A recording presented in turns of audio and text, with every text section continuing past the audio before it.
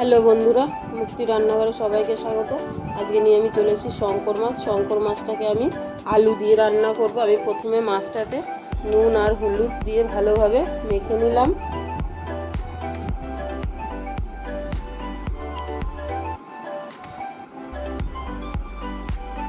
মেখে নেওয়ার পরে মাছটাকে আমি ভালোভাবে লাল লাল করে ভেজে নেব।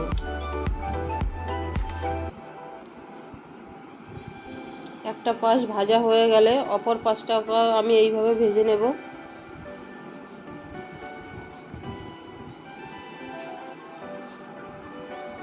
মাছটা ভাজা হয়ে গেছে, আমি এখন মাছটাকে তুলে নিচ্ছি।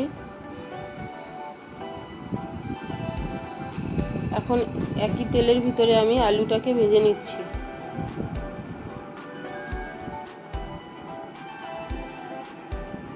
আলুটা আমি নুন আর হলুদ দিয়ে লাল লাল করে ভেজে নেব।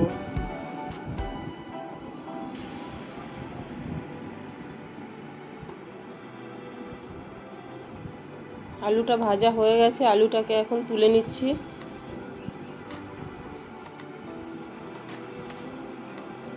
দিয়ে দিচ্ছি তেজপাতা, শুকনো লঙ্কা আর গোটা জিরে।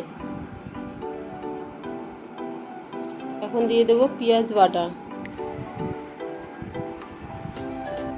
পেঁয়াজ বাটা দিয়ে আমি একটু পেঁয়াজটাকে ভালোভাবে নেড়ে দিলাম।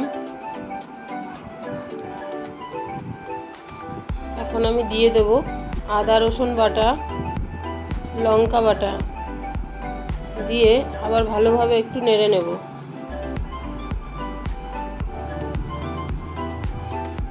এখন আমি দিয়ে দিচ্ছি ধনের গুঁড়ো, জিরের গুঁড়ো, লবণ, হলুদ। মশলাটাকে আবার একটু ভালোভাবে কষিয়ে নেব।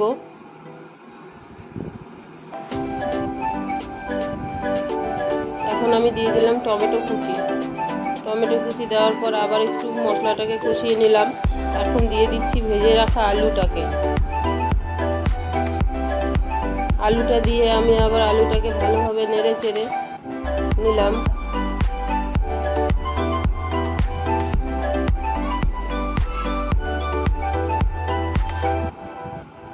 এখন আমি আলুটাকে ঢাকা দিয়ে রাখলাম কিছুক্ষণ। ঢাকনাটা তুলে আলুটাকে আবার একটু নাড়িয়ে দিয়ে আমি দিয়ে দেব পরিমাণ মতন জল।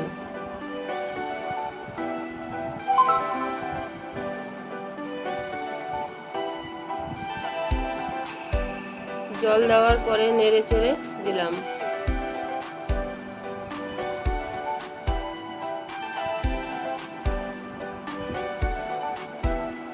এখন আবার কিছুক্ষণ ঢাকা দিয়ে দিলাম আলুটা সিদ্ধ হওয়ার জন্য। ঢাকনাটা তুলে আমি মাছগুলোকে দিয়ে দিলাম ঝোলের ভিতরে।